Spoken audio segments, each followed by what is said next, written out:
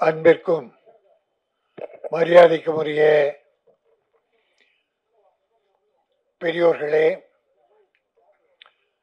மேடையிலே அமர்ந்திருக்கிற இந்த மாடர்ன் கொடைவிழா படத்தை வாழ்த்தி வெற்றி பெற வேண்டும் என்று வேண்டிக் கொண்டு பேச இருக்கிற அருமை சகோதரர் பாக்யராஜ் அவர்களே, அருமை தம்பி செல்லுமணி அவர்களே, அருமைக்குரிய ராமநாராயணன் என்ற புகழ்பெற்ற இயக்குனர் தயாரிப்பாளரின் திருமகன் தேனாண்டாள் முரளி அவர்களே, மற்றும் உள்ள பெரியோர்களே, மேடையில் அமர்ந்திருக்கிற நல்லவர்களே, வாழ்த்த வந்திருக்கிற நல்ல உள்ளம் கொண்டவர்களே, மாடர்ன் என்பது குல தெய்வம் அல்லது கிராமத்து காவல் தெய்வம். எல்லைச்சாமி ஒவ்வொரு கிராமத்திலும் உண்டு. எல்லைச்சாமி விழா நடத்துவாங்க பெருசா. அந்த ஒரு விழாவை வைத்து மையமாக கொண்ட ஒரு கதை. நாம் சில துளிகளை பார்த்தோம், சாதத்தின் பருக்கைகளை, சில சாதத்தை நசுக்கி பார்த்தோம், சரியாக வென்றிருந்தது. கிராமத்து மனம் மிக்க படங்கள் மக்கள் வரவேற்கிறார்கள். இது மண் வாசனை மிக்க படம். அது ஒரு திருவிழா, தமிழ் பாரம்பரியம், தமிழக மக்களின் பழமையை மறக்காது இயக்குனர் தங்கபாண்டியன் அவர்கள் மிக அற்புதமாக சொல்லியிருக்கார். பாட்டு, இந்த தம்பி இளைஞர் எத்தனை படம் பண்ணார், அவர் பார்த்தா மாடர்னா இருக்கார். மாடர்ன் படம், ஆனா இவர் மாடர்ன் டைரக்ட். இசை நாட்டுப்புற பாட்டு நல்லா பண்ணியிருக்காரு.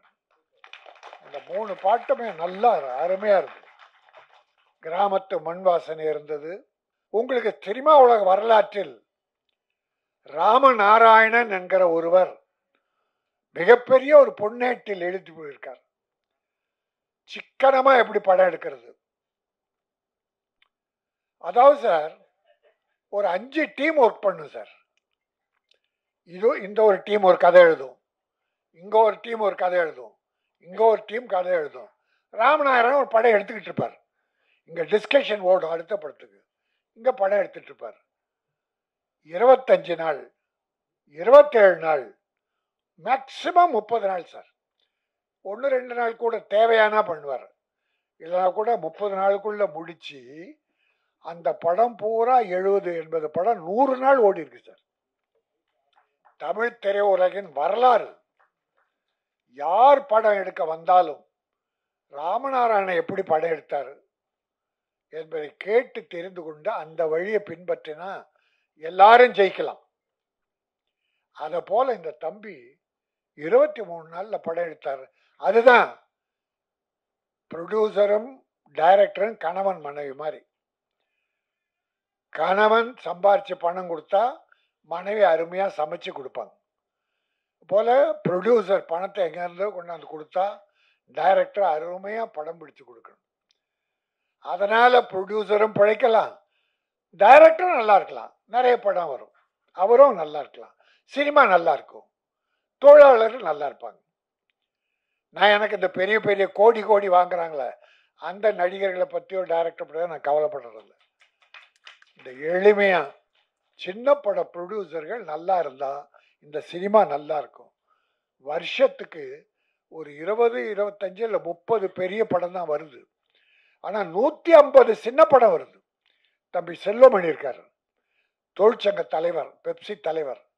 இந்த தொழிலாளர்கள்லாம் எப்படி வேலை பார்க்குறாங்க, யாரால் பிழைக்கிறார்கள் என்பது தம்பிக்கு ரொம்ப நல்லா தெரியும்.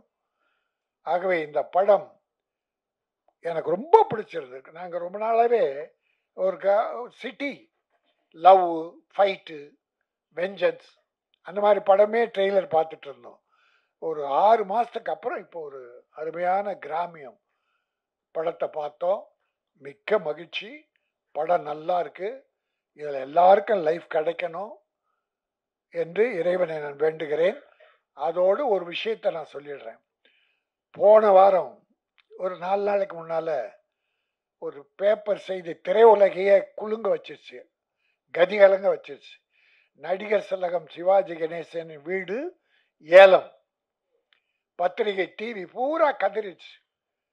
இந்த தமிழை, தமிழகத்தை, தமிழ் மக்களை நடிப்பின் மூலமாக உலகில் கொண்டு போய் சேர்த்தவன். எப்படி திருக்குறள் நம் தமிழை உலகத்தில் கொண்டு போய் சேர்த்ததோ அதுபோல் நடிப்புலகில் தமிழகத்தை உலகில் சேர்த்தவர் நடிகர் திலகம். 250 படத்துக்கு மேல் நடித்தார். புகழ், கட்டபொம்மன், எவ்வளவு திருவிளையாடல், விதவிதமான படங்கள். அவர் நடைய நடிப்பு, கன்னத்தின் நடிப்பு. அப்படிப்பட்ட சினிமா உயர்த்திய அவருடைய வீடு ஏலம் போது பல பேர் பதறி போனார்கள், கதறினார்கள். நான் அழுதேன். சிவாஜி கணேசன் குடும்ப வீட்டுக்கா இந்த கதி? அது தம்பி யூடியூப்ல நிறைய பெருசா போட்டாங்க. அது பெரிய வைரல் ஆயிடுச்சு. அதோட ரிசல்ட் என்னன்னா, இன்னைக்கு காலையில பிரபு எனக்கு ஃபோன் பண்ணார். நடிகர்களுடைய மகன் பிரபு டைமண்ட் பாபு ஃபோன் எனக்கு போட்டு என்னை பேச சொல்லி, டைமண்ட் பாபு போட்டு கொடுக்க பிரபு பேசினார். அண்ணே, உங்க பேச்சை கேட்டு நான் அழுதுட்டேன். எங்க அப்பாவுக்கா இப்படி ஒரு பேரு ஏலம்னு வரணும் அப்படின்னு நீங்க பேசுறது அழுதுட்டேன்னு அவர் சொன்ன வார்த்தைகள். ஆனா இத உண்மை பாதிதான். என்ன, அந்த வீடு அப்பா என் பேர்ல எழுதியிருக்காருன்னு, பிரபு பேர்ல சிவாஜி எழுதியிருக்காராம். இதை எப்படியோ மாத்தி என்னமோ பண்ணியிருக்காங்கன்னு அதெல்லாம் நான் சொல்ல விரும்பல. குடும்பத்தில் ஏதோ தப்பு நடந்துருச்சு, அதனால ஏலம் போகாதுன்னு. நடிகர் திலகத்தை நீங்கள்லாம் வணங்குகிற நடிகர் திலகம் சிவாஜி கணேசன் வீடு ஏலம் போக விட மாட்டேன்னு, அது என் பேர்ல தான் இருக்கு என்ற ஒரு நல்ல செய்தியை காலில் சொன்ன உடனே என்னை ரொம்ப மகிழ்ச்சி அடைந்தேன். அதுல சினிமா உலகம் ரொம்ப நாளைக்கு அப்புறம் ஒரு பிரம்மாண்டமான ஒரு பூஜை. இந்த காலையில என்னுடைய மைத்தனன் ஐசரி கணேஷ் மூக்குத்தி அம்மன் 2ன்னு ஒரு படத்துடைய பூஜைய அந்த பிரசாத் ஸ்டுடியோவில், அதான் வரலாறு காணதா மிகப்பெரிய அளவில் எல்லாம் செல்வமணி எல்லாரும் வந்திருந்தாங்க. அற்புதமாக நடந்தது. திரையுலகம் மறுபடியும் மலர்ச்சி பெறுகிறது என்கிற ஒரு எண்ணத்தை எனக்கு ஏற்படுத்தியது. ஏன்னா அப்படிப்பட்ட விழாக்கள்லாம் நடந்து ரொம்ப காலம் ஆச்சு. எல்லா தயாரிப்பாளரும், எல்லா டைரக்டரும், எல்லா ப்ரொடியூசரும் வந்திருந்தாங்க. ரொம்ப காலம் ஆச்சு நாங்கள் பார்த்து. அதில் பெரும் மகிழ்ச்சியோடு காலையில் இருந்திருக்கேன். அந்த மகிழ்ச்சியோடு இந்த படத்தை வாழ்த்துகிறேன். மாடன் கொடை விழா ஒரு பெரும் மழை விழாவாக, மண் வாசனை மிக்க விழாக, தமிழ் மக்களை மனதை கவருகிற, போட்ட பணத்தை திருப்பி கேப்டன் எடுக்கிற வெற்றி படமாக அமைய வேண்டும் என்ற வாழ்த்தி விடைபெறுகிறேன். நன்றி, வணக்கம். ராஜஸ்தான்ல சூரத்தில் தயாரிக்கிற அந்த அந்த சால்வை இன்னொன்று, இது ராஜஸ்தான்ல சூரத்தில் தயாரிக்கிறது. ஒரு முகம் கூட தொடக்க முடியாது அப்படி. ஆனா ரொட்டேஷன்ல வரும். ஒரு 5 விழாவில் திருப்பி போட்டுக்கலாம். நான் இதை ஒரு வேண்டுகோளா, வைக்காதீங்க. ராஜஸ்தான் நம்ம நாட்டில் தான், இந்தியா தான், நம்ம சகோதரர்கள் தான். ஆனா தமிழ்நாட்டில் திருப்பூர், கோயம்புத்தூர், ஈரோடு, இங்கே செங்கல்பட்டு, அரக்கோணம், நம்ம நெசவாளி இருக்கான்ல என் சகோதரன், அவன் தயாரிக்கிற இந்த துண்டை போடணுமா? நம்ம குடும்பத்தை வாழ வைக்கணுமா? தொழிலாளியை காப்பாற்றணுமா? இப்போ என் தமிழ் படம் எடுக்கணும்னா நான் போராடுறேன். தமிழ் தொழிலாளியை வச்சு தான் எடுக்கணும். இங்க தொழிலாளி தமிழனா, நீ வேற மாநிலத்தில் பற்றாக்குறை ஏற்பட்டால் பத்தலை, என் தமிழ் தொழிலாளி பத்தலை, என் தமிழ் நெசவாளி துணி பத்தலைன்னா அடுத்த மாநிலம், நம்ம மாநிலம் தான். அதெல்லாம் நான் வேறுபாடு காணலை. அப்படிப்பட்ட யூஸ் பண்ணாம தவிர தமிழுக்கு முதலிடம், அப்புறம் தான் ஆங்கிலம், அதுக்கப்புறம் இன்னொன்று. இப்போ தகராறு, பெரிய தகராறு நடந்துகிட்டு இருக்கு. தமிழ் அடுத்த ஆங்கிலம், அடுத்தது அவங்க விருப்பப்படி படிக்கணும். அதனால முதல்ல கைத்தறி தமிழ்நாட்டில், அப்புறம் தேவைப்பட்டா முரளிக்கு மட்டும் இதை போடுறேன். நான் ஒரு வேண்டுகோளை வச்சு, என் தம்பி முரளி